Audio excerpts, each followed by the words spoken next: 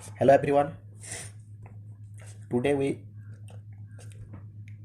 study second law of thermodynamics.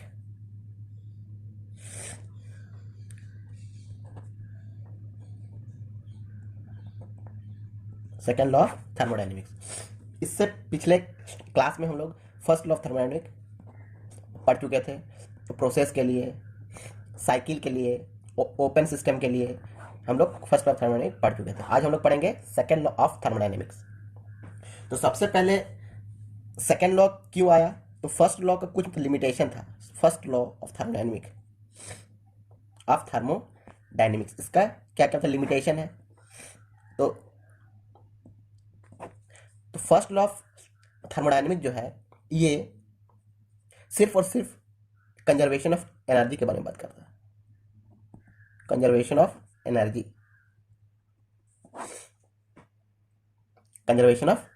का ये direction का बात नहीं करता है। It does not show the direction of energy conversion.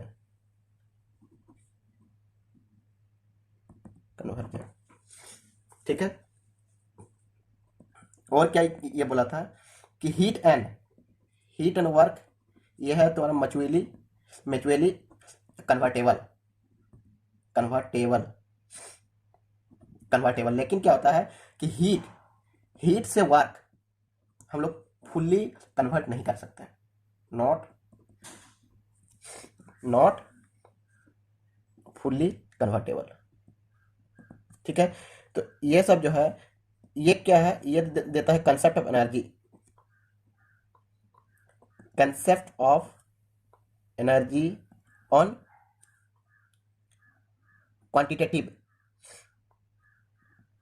Quantitative basis पर। ठीक है। तो ये सब इसका था लिमिटेशन। इसलिए ये सब जो इसका तो लिमिटेशन था, इसको दूर करने के लिए क्या आया? Second law of thermodynamics. इसको और क्या बोला जाता है? ये जो सेकेंड लॉ जो है इससे हमको क्या मिला? कोई भी प्रोसेस का तो डायरेक्शन मिलता है, इसलिए इसको बोला जाता है डायरेक्शनल लॉ। और law of degradation of energy, law of degradation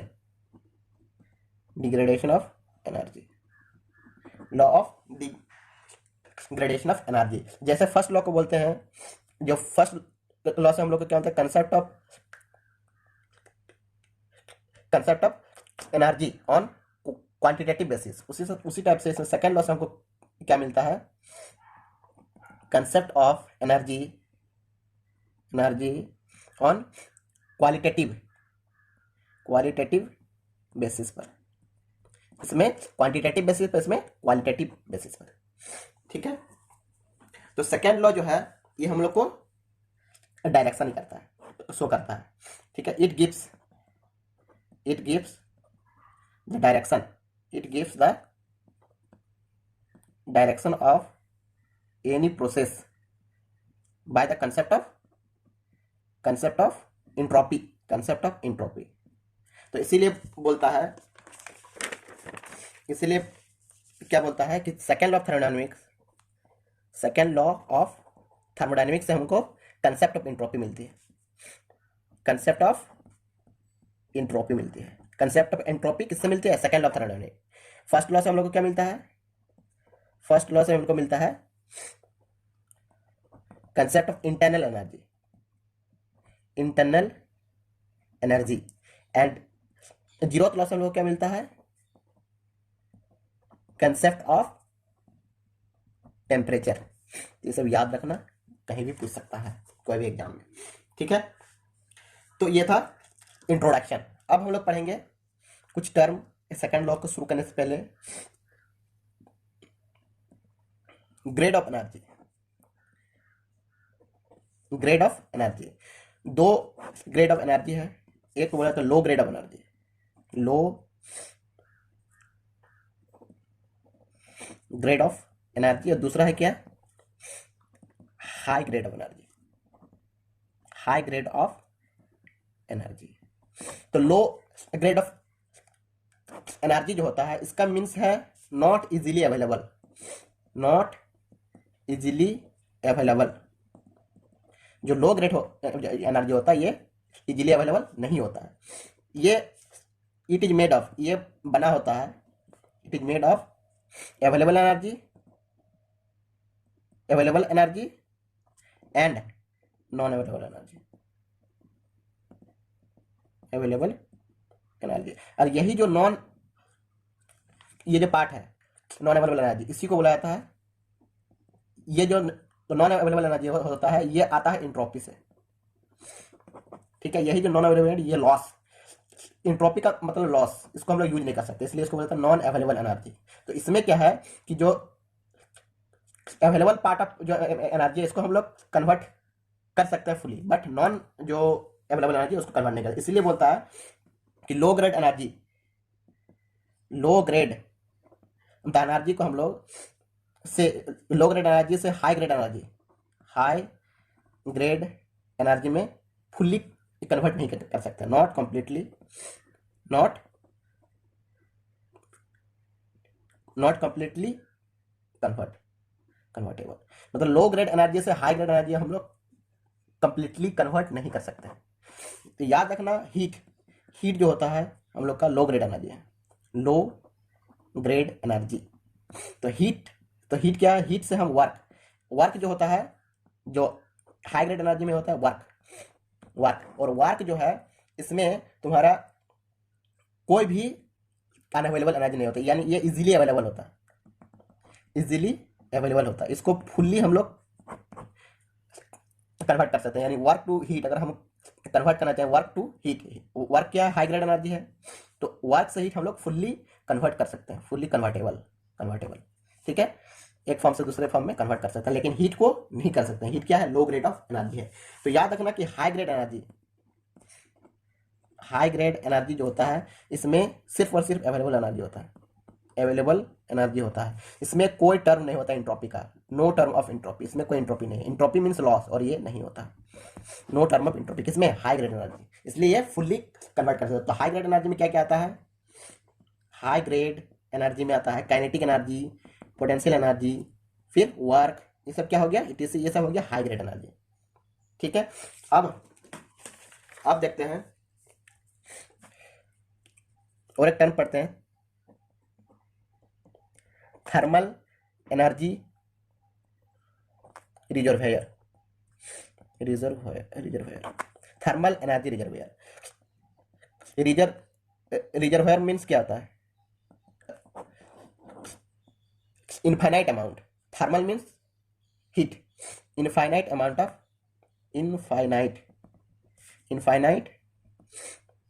of heat, ये होता है तुम्हारा थर्मल एनर्जी रिजर्वायर। जैसे समुद्र एक क्या है, रिजर्वायर है, इसमें जो वाटर ये होता है इनफाइनाइट अमाउंट ऑफ वाटर, उसी टाइप से यहाँ पे इनफाइनाइट अमाउंट ऑफ हीट, ये हो गया थर्मल एनर्जी रिजर्वायर। इसका मतलब क्या है कि इससे अगर इस रिजर्वायर से अगर हम थर्मल एनर्जी रिजर्वायर, जैसे ये थर्मल एनर्जी रिजर्वायर, इससे अगर हम थोड़ा सा हीट अगर निकाल लें या फिर थोड़ा सा हीट इसमें डाल दें, तो इसमें इसका जो प्रॉपर्टी है उसमें कोई चेंज नहीं आएगी, उसको बोला जाता है थर्मल एनर्जी रिजर्वायर। ये होता है दो टाइप का, एक होता है सोर्स और एक होता है सिंक। सोर्स क्या है कि सोर्स है कि अगर सोर्स से अगर हम कुछ हीट निकाल लेते हैं, सोर्स क्या है कि सोर्स वो थर्मल एनर्जी रिजर्वायर है जिससे अगर थोड़ा सा हीट अगर निकाल दिया जाए तो उसके टेम्परेचर में कोई चेंज नहीं आएगी, यानी टेम्परेचर में कांस्टेंट रहेगा, तो उसको बोलेंगे हम लोग सोर्स। और सिंक किसको बोलेंगे कि जिस पर अगर थोड़ा सा हीट अगर हम एक्स्ट्रा ऐड कर दें तो इसके टेम्परेचर में कोई चेंज नहीं आएगा, तो उसको बोलेंगे सिंक। सिंक में हीट देंगे और सोर्स से हीट लेंगे तो उसका टेम्परेचर में कोई चेंज नहीं आया, तो उसको बोलेंगे सोर्स, उसको बोलेंगे सिंक, ठीक है। याद रखना, ये सब कहीं भी पूछ सकता है, ठीक है। अब हम लोग देखते हैं second law of thermodynamic, second law of thermodynamics. Second law of thermodynamic जो है इसको डिफाइन किया है दो साइंटिस्टों ने। एक है केल्विन प्लैंक्स स्टेटमेंट, ठीक है, और दूसरा है क्लेसियस statement.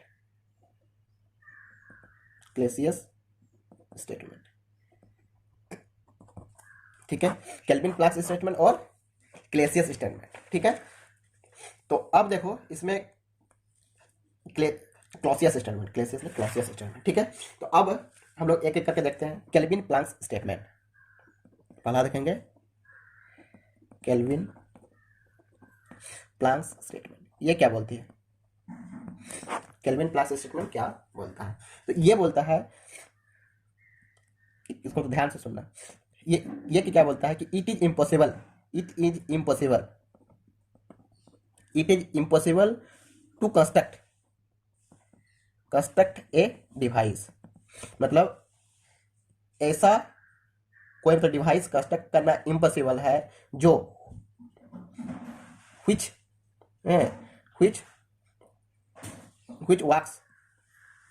Works on A cycle, जो एक साइकिल है। ये जो हम लोग केल्विन प्लैंक्स स्टेटमेंट किसके लिए पढ़ रहे हैं? साइकिल के लिए। जो कोई थर्मोडायनेमिक साइकिल, कोई एक जो तो डिवाइस कंस्ट्रक्ट करना इम्पॉसिबल है जो एक साइकिल पे काम कर रहा हो, एंड which जो work produces by exchanging heat through a single reservoir।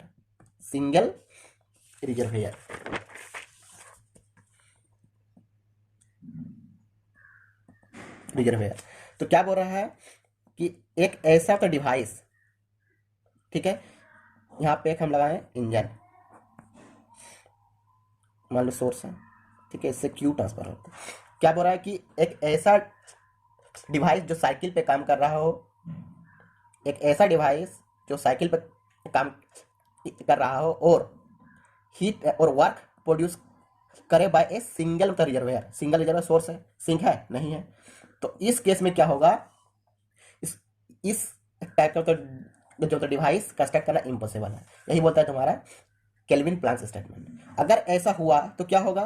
तो एफिशिएंसी अगर हम लोग देखेंगे इस इंजन का तो क्या हो जाएगा? वर्क, ये हमको आउटपुट मिल रहा है, ठीक है, आउटपुट बाय इनपुट। तो आउटपुट क्या है? Work by heat.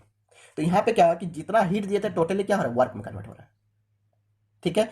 तो अगर ऐसा हुआ तो जो वर्क आया यही क्यू के बराबर हो जाएगा। तो क्यू बाई क्यू यानी 1, यानी 100% इफिशियंसी। और कोई भी इंजन 100% इफिशियंस नहीं हो सकता। अगर ऐसा हुआ तो उसको बोलता है PMM2। मतलब ऐसा होगा ना, नहीं, वो हम ऐसे बता रहे हैं कि अगर ये जो मशीन है, ठीक है, कि सिंगल हीट, कोई इंजन हीट ले रहा हो और सीधे वर्क दे रहा हो सिंगल तो रिजर्वेयर से, ठीक है, तो वैसा मशीन को बोला जाता है PMM2, जिसका एफिशिएंसी कितना होता है? 100%। और जो वायलेट का व्हिच वायलेट्स, ये क्या करता है? व्हिच वायलेट्स क्या? Second law of thermodynamic. Specially क्या? केल्विन प्लैंक्स स्टेटमेंट को वायलेट करता है। केल्विन प्लैंक्स जो स्टेटमेंट उसको वायलेट करता है कौन? PMM2। तो याद रखना PMM2 सिर्फ और सिर्फ एक आइडियल कंसेप्ट है। ऐसा कोई तो जो तो डिवाइस अचीव नहीं कर सकता, ठीक है। और ये जो PMM2 अगर ऐसा हो गया तो ये सेकंड ऑफ थर्मोडायनेमिक यानी केल्विन प्लैंक्स स्टेटमेंट, क्लेसियस स्टेटमेंट के लिए नहीं, केल्विन प्लैंक्स स्टेटमेंट को वायलेट करता है, ठीक है। तो इससे हम लोग को केल्विन प्लैंक्स स्टेटमेंट से हम लोग को क्या मिलता है? केल्विन प्लैंक्स स्टेटमेंट से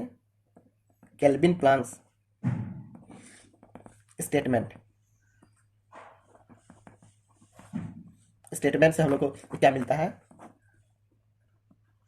कंसेप्ट ऑफ हीट इंजन मिलता है। तो इसमें क्या होगा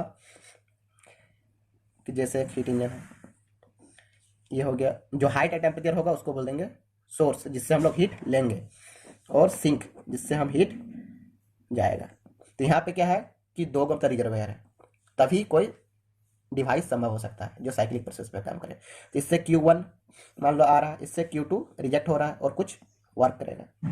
तो ये है तुम्हारा हीट इंजन साइकिल। ठीक है, तो अब हम लोग यहाँ से अगर हम देखेंगे कि इसका तो इफिशियंसी कितना होगा, तो इफिशियंसी इक्वल टू क्या होगा, आउटपुट बाय इनपुट। तो आउटपुट क्या है हम लोग का, वर्क। जो हीट इंजन उससे हमको क्या मिलता है, वर्क मिलता है। तो वर्क बाय इनपुट कितना दिया थे, ये जा रहा है हीट इंजन में, एच दिखा रहा है हीट इंजन, तो Q1।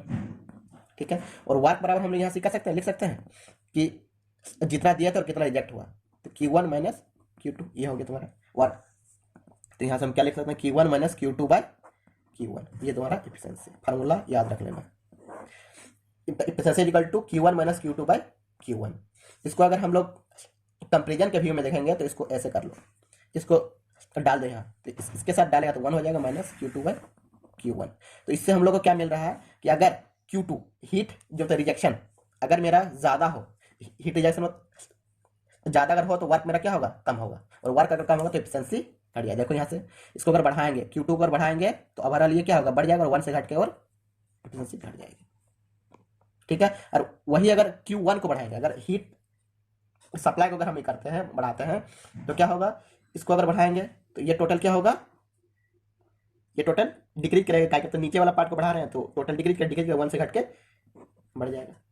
लेकिन हम लोग अगर ऐसा अगर है तो हम लोग हीट तो ज़्यादा से ज़्यादा ही करेंगे, देंगे, ठीक है ना। लेकिन इसका जो हीट इंजन है, इसका तो जो मटेरियल है तो उसका भी तो कुछ सस्पेंस ऐसा होता है कि ये 800 डिग्री सेंटीग्रेड टिका तब तक झेल सकता है, कि 700 डिग्री झेल सकता है। उसका जो जो कंस्ट्रक्ट किया गया तो मटेरियल पे डिपेंड करता है, तो इसलिए हम लोग कितना ये हीट ले पा रहा है उस हिसाब से दे देंगे। तो इसका भी एक ये हीट का भी एक तुम्हारा लिमिट हो जाता है, ठीक है ना। तो ये सब देखो, Q2 को बढ़ाएंगे तो घटेगी, Q1 को बढ़ाएंगे तो बढ़ेगी एफिशिएंसी।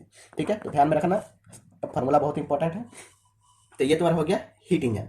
अब हम लोग देखेंगे क्या, ठीक है, अब हम लोग देखेंगे केल्विन प्लैंक स्टेटमेंट हो गया। अब हम लोग देखेंगे क्लॉसियस स्टेटमेंट। क्लॉसियस स्टेटमेंट क्या बोलता है कि it is impossible to develop a device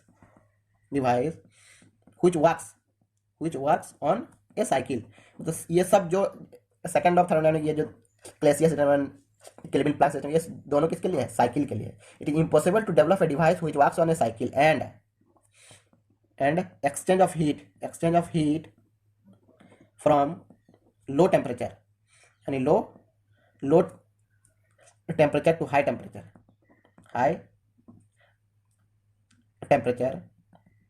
without consuming any form of energy, means देखो बोल रहा है कि इट इज इम्पॉसिबल, ऐसा डिवाइस डेवलप करना इम्पॉसिबल जो साइकिल पे काम करे, एंड हीट का एक्सचेंज मतलब हीट ट्रांसफर लो टेम्परेचर से हाई टेम्परेचर हो बिना कोई वर्क दिए, any form of energy means work, बिना वर्क दिए अगर ऐसा लो टेम्परेचर से हाई टेम्परेचर में अगर हीट का फ्लो हो रहा है तो ऐसा जो डिवाइस कंस्ट्रक्ट करना इम्पॉसिबल। ये कौन बोलता है, क्लॉसियस स्टेटमेंट। तो इससे हम लोग को क्या है, तो यहाँ पर हम लोग क्या करते हैं, वर्क देने की बात आ रहा है। तो इसमें क्या है कि एक मान लो डिवाइस है, ठीक है, इसमें जो लो टेम्परेचर वाला उसको सिंक और जो हाई टेम्परेचर उसको सोर्स। तो यहाँ से मान लिया Q2 है, Q1 बिना कुछ हीट दिए, वर्क अगर हम 0 कर रहे हैं तो Q2 मतलब सिंक से सोर्स में हीट जा रहा हो तो ऐसा क्या संभव नहीं है, बिना वर्क दिए ऐसा नहीं हो सकता। तो यही बोलता है क्या, क्लॉसियस स्टेटमेंट। तो अगर ऐसा हुआ तो क्या होगा, देखो COP कोएफिशिएंट ऑफ परफॉर्मेंस या फिर एनर्जी परफॉर्मेंस रेशियो, इसको लिख लो, कोएफिशिएंट ऑफ परफॉर्मेंस या फिर ये क्या हो गया, एनर्जी परफॉर्मेंस रेशियो लिख लेना। ठीक है, तो यहाँ पे COP क्या हो जाएगा, तो COP इक्वल टू होता है desired effect, desired effect by work input, work input. तो यहाँ पे वर्क इनपुट कितना है, वर्क इनपुट 0। तो अगर कोई भी, अगर यहाँ पे अगर तो डिजायर्ड इफेक्ट कोई भी हो Q2 और Q1 कुछ भी हो, बाय वर्क इनपुट कितना है 0, तो इस केस में COP मेरा कितना मिल जा रहा है, इन्फिनिटी, जो कि इम्पॉसिबल। कोई भी सिस्टम का जो इफिशिएंसी इनफाइनाइट नहीं हो सकता। तो ये क्या है, क्लॉसियस स्टेटमेंट। क्लॉसियस स्टेटमेंट से हम लोग को मिलता है, क्लॉसियस स्टेटमेंट, क्लॉसियस स्टेटमेंट से हम लोग को मिलता है concept of refrigerator, concept of refrigerator and heat pump, ठीक है। तो देखते हैं एक रेफ्रिजरेटर, तो रेफ्रिजरेटर के बारे में देख लेते हैं। तो देखो, अगर ये सबसे पहले हम लोग क्या देखेंगे कि तो रेफ्रिजरेटर का काम क्या है, रेफ्रिजरेटर का काम है लो टेम्परेचर मेंटेन करना, लो टेम्परेचर मेंटेन करना एज कंपेयर टू किसका, जो हम तो बाहर का, सराउंडिंग के टेम्परेचर से लो टेम्परेचर मेंटेन करना, यही काम है रेफ्रिजरेटर का। ये रेफ्रिजरेटर आर, ये तुम्हारा है, ये रूम है, ठीक है। तो रूम से हम लोग को क्या करना पड़ेगा, हीट को रिमूव करना पड़ेगा और सराउंडिंग पे ट्रांसफर करना पड़ेगा। तो ये हो गया सराउंडिंग, जो कि हाई टेम्परेचर में रहेगा, ठीक है। और जो रूम है ये लो टेम्परेचर में है। तो हम लोग को क्या करना पड़ेगा, रूम से हीट को रिजेक्ट करना पड़ेगा, मतलब Q2 ये Q1। तो हम लोग इसके लिए क्या करना है, बाहर से वर्क देना, बिना वर्क का ऐसा नहीं हो सकता है कि लो टेम्परेचर से हाई टेम्परेचर की तरफ हीट का फ्लो कर सके। तो ये हो गया तुम्हारा रेफ्रिजरेशन सिस्टम। रूम, ये है रूम, यहाँ पे कोई मतलब डिवाइस लगाए जिसको बोलेंगे मतलब रेफ्रिजरेटर, इससे बाहर में उसको हीट को कर रहे हैं, रिजेक्ट कर रहे हैं, यहाँ से रूम से बाहर में फेंक रहे हैं। तो ये हो गया तुम्हारा रेफ्रिजरेशन सिस्टम। तो इसमें कोएफिशिएंट ऑफ परफॉर्मेंस कैसे निकालेंगे, तो हम लोग जानते हैं क्या, COP तो होता है तो desired effect by work input, desired effect by work input. तो यहाँ पे हम लोग का तो डिजायर्ड इफेक्ट क्या है, कूलिंग करना। तो रूम से हीट का जो रिजेक्शन हो रहा है वही हम लोग का डिजायर्ड इफेक्ट, ठीक है। रूम को हम लोग को कूल करना, मतलब लो टेम्परेचर मेंटेन करना है, तो इसके लिए हम लोग को हीट क्या करना, रिजेक्ट करना पड़ेगा। तो यही है तुम्हारा डिजायर्ड इफेक्ट। तो यहाँ पे क्या आ जाएगा desired effect, Q2 by work input. तो वर्क इनपुट देख लो, यहाँ पे अगर Q2 दिखा रहे दे रहे हैं और साथ में इधर से W दे रहे हैं, तो Q2 बाय वर्क इनपुट कितना है, W। तो यहाँ पे हम लोग देख सकते हैं कि Q2 बाय वर्क इनपुट कितना हो जाएगा, यहाँ पे देखो ये माइनस ये, तो Q1 माइनस Q2, तो Q1 माइनस Q2, ये हो गया तुम्हारा COP, ठीक है। सर हमेशा याद रखना, Q2 बाय Q2, जो रूम से जो रिजेक्ट कर रहे हैं Q2 by Q1 minus Q2, ये हो तुम्हारा COP। और इसको अगर हम एक टर्म में अगर कंपेरिजन का करना चाहे कि हीट को बढ़ाएंगे तो क्या होने वाला है, चेंज होने वाला है, तो उसके लिए क्या करेगा, इसको इसके एक नीचे डाल दो, तो 1 बाय, इसको इसके नीचे डालेगा तो क्या होगा, Q1 बाय Q2 माइनस 1, इसको इसके नीचे काट जाएगा, 1 हो जाएगा। तो इससे क्या दिख रहा है कि अगर हम Q1 यानी ये वाला जो हीट का रिएक्शन जो हो रहा है यहाँ से, इसको अगर हम बढ़ाते हैं, ठीक है, इसको अगर हम बढ़ाते हैं तो फाइनली क्या हो जाएगा, ये वाला क्वांटिटी बढ़ेगा, और ये वाला अगर बढ़ेगा तो 1 बाई होके COP क्या हो जाएगा, घट जाएगा। और अगर Q2 को बढ़ाते हैं, यानी रूम से हम जितना ज़्यादा हीट का रिजेक्ट करेंगे, तो उससे क्या होगा कि इसको बढ़ाएंगे तो ये टोटल क्वांटिटी क्या होगा, ये तो टोटल क्वांटिटी घटेगा, और घटेगा तो 1 बाई कोई चीज़ अगर कम हो रहा है तो फाइनली COP बढ़ जाएगा। तो ये सब कंपेरिजन को ध्यान में रखना, ठीक है, और साथ में फार्मूला भी। तो ये हो गया तुम्हारा रेफ्रिजरेशन सिस्टम का। तो ये जो फार्मूला आया Q2 by Q1 minus Q2, ये दोनों के लिए reversible and irreversible, reversible and irreversible दोनों के लिए वैलिड है, ठीक है। अब देखते हैं हीट पंप। अब देखते हैं हीट पंप। तो हीट पंप क्या होता है, हीट पंप का काम है कोई तो रूम को हीट करना, तो इसमें क्या करते हैं, रूम को हीट देते हैं, ठीक है। तो इससे क्या होगा कि हीट पंप से क्या होता है कि जो बाहर का टेम्परेचर है, सराउंडिंग का जो टेम्परेचर है, इससे ज़्यादा हमको मेंटेन करके रखना, यही है तुम्हारा हीट पंप का काम। तो इसमें क्या करेंगे, हीट पंप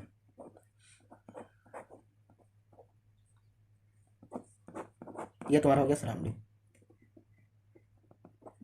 ये हो गया तुम्हारा रूम। ठीक है, तो रूम में हमको क्या करना, हीट देना है। तो क्या करेंगे, सराउंडिंग से लेंगे और रूम में देंगे। और इसमें तो इसके लिए भी हम लोग को बाहर से वर्क देना पड़ेगा।